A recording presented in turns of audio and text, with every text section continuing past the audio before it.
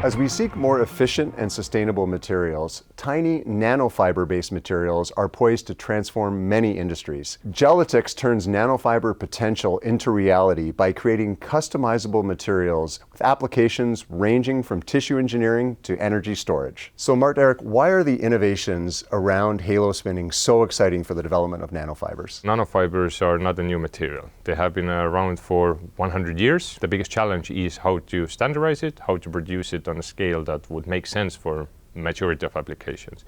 So what we have done at Gelatex is we have come up with the HaloSpinning, a proprietary method how to produce nanofibers, and this relies in a different physics compared to how nanofibers are produced thus far. So go-to method for production of nanofibers has been electrospinning. And electrospinning is a method of how to draw fibers using high voltage electrical field. But this field is actually not that strong. So we asked the question, what other forces we can apply to the polymer or a material to draw the fibers? With HaloSpinning, we're using centrifugal force and pressure difference. So you can think of a needle that is vibrating very high frequency, generating a centrifugal force, and there is a shear force generated by high velocity air.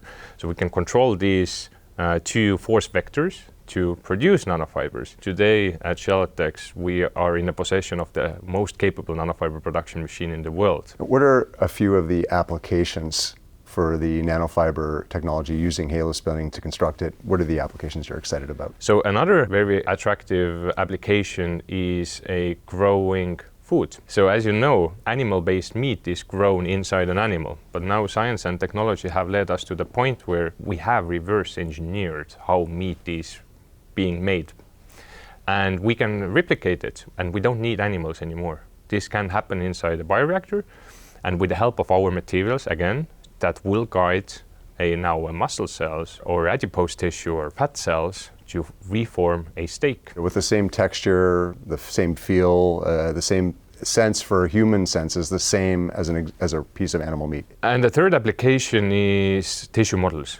Today, more than 100 million animals are used globally every year for cosmetic and drug compound development. And if you ask the question, should we test cosmetic products and drug components intended for humans on an animal? So this doesn't make actually any sense. And why we do that, we don't have better option today. Yeah, we don't want to test it on humans. So exactly. Unfortunately, we choose animals, which is equally bad. Yeah, exactly. But now, again, what our materials enable to achieve is a functional tissue models. Let's say a liver model where you want to develop a drug for hepatitis, for example. So you're using your technology, the HaloSpinning technology, to create, for example, a human liver, and then pharmaceutical companies are able to test their compound on that real human liver. Exactly. It's just not needing the rest of a human around it to test with. And most importantly, because 90% of the drugs fail after they transition from animal trials to human trials because, again, these organisms are not the same. What's required in terms of know-how for example, a pharmaceutical company to take advantage of the HaloSpinning technology? Actually producing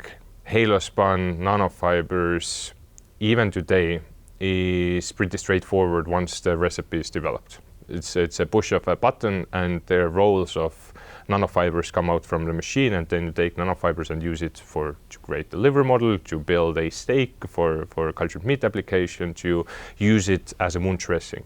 Now it comes down to regulations. It's not really a know-how issue, it's a regulation. So that's by jurisdiction then? Yeah. So you're providing a support to the customers to get through the regulatory process? Yeah, we do. When you think about the capital requirements to make nanofibers in the applications you're describing, but all the other applications, a reality, what does Gelatex need to do in terms of raising capital to accelerate your go-to-market? We need funding in order to make all this possible. We are quite CapEx lean, actually, because one of our business model is a licensing, which comes with a technology transfer, so therefore CapEx costs are bared by our customer. But at the same time, we need to set up a certified demo production facility, and that requires capital, which we are fundraising for at the moment.